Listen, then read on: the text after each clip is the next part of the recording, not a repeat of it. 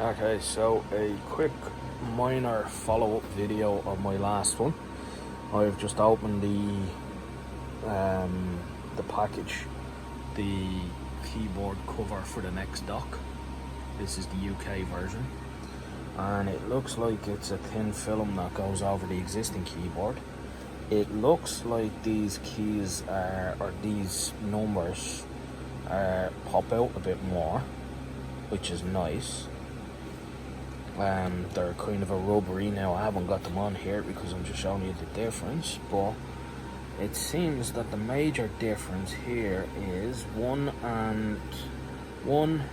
has bang on it, 2 has @ sign on it, whereas in the UK 1 is also bang but 2 is quotes.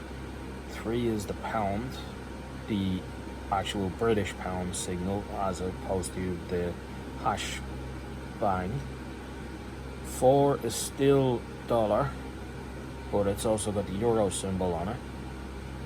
Everything else seems to be the same on the top row, and then over here the @ sign is here as opposed to the quotes,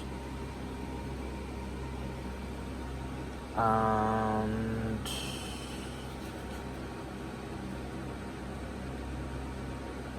yeah, you've also got your pipe and backslash, which is not written on these ones.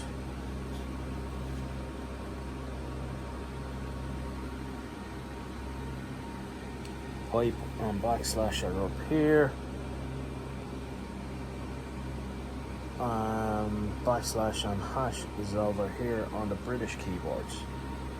Now, me being based in Ireland, most of my keyboards I've ever had are being European keyboard, well, UK based keyboards. I know the French keyboards and the German keyboards are designed differently, they don't use QWERTY. So I am used to this as a keyboard layout, which was a nice feature to be able to get that in the box. So, okay, on to the next part where I try and get this working.